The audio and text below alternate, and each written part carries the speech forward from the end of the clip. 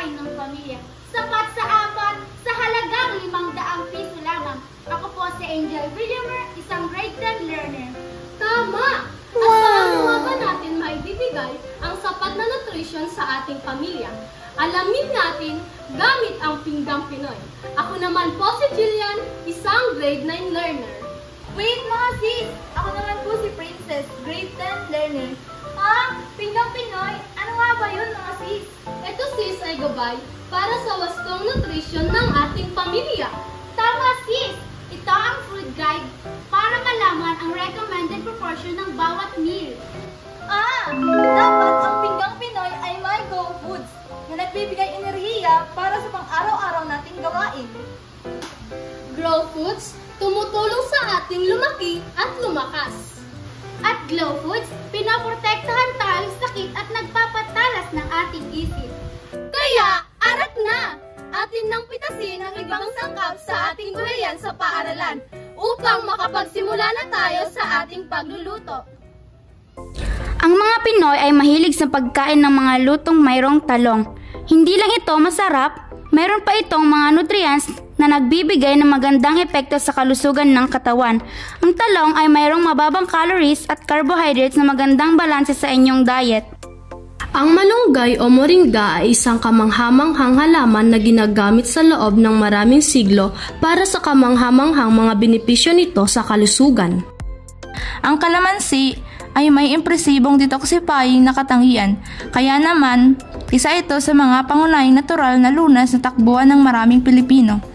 Mahilig ka bang kumain ng sile? Alam niyo ba na bukod sa pampagana ito sa ating pagkain ay may benepisyo pa ang sile? Ang sikretong sangkap nito ay capsaicin. Sa katunayan, ginawa ng supplement o kapsula ang capsaicin. Ang sili ay mayaman din sa vitamin A, vitamin C, potassium, folic acid at fiber. Bago tayo magsimula, atin na munang hugasan ang ating mga kamay.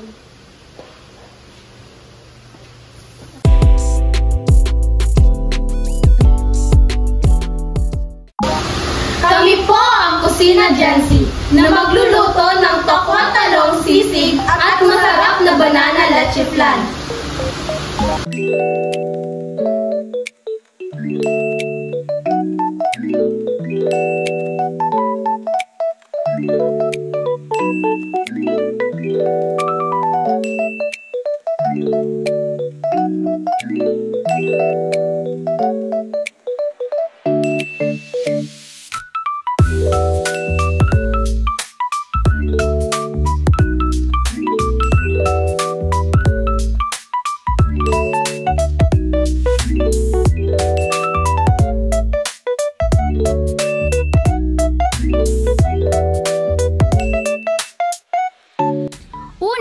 Maglagay ng harina sa isang bowl, isunod ang breading mix, paminta at haluin ito.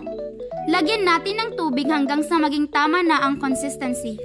At panghuli, lagyan ito ng mas lalong magpapasarap ang Maggi Magic Sarap! Kapag handa na ang butter, ilubog ang hiniwang talong at balutin natin ito ng breading mix. Magpainit na tayo ng mantika. Prituhin hanggang sa maging golden brown. Ilagay na muna natin ang prinitong talong. Tokwa, carrots, white onion, oyster sauce, toyo, paminta, at mayonnaise.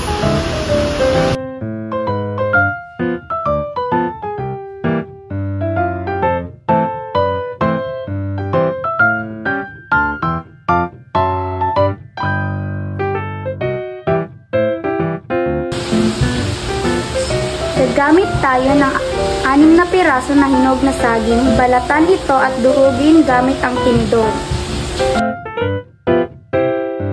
Ang 4 na saging, hiwain sa maninipis at pahaba.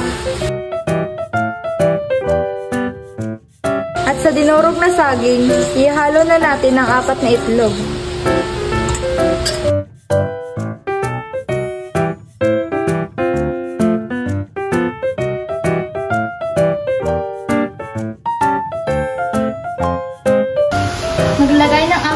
kutsarang asukal sa llanera.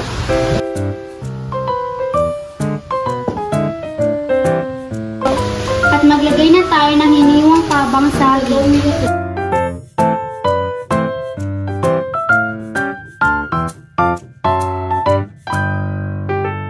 Ibuhos na natin ang mixture sa llanera.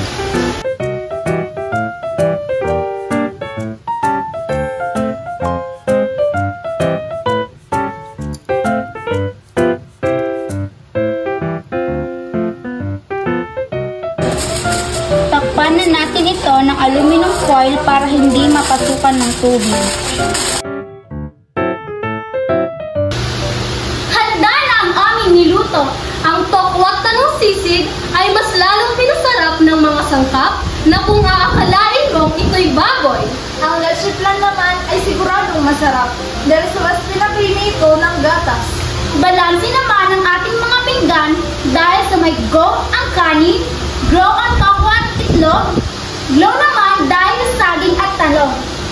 Sana ay may natutunan kayo at pwede niyo ding lutuin para sa buong pamilya.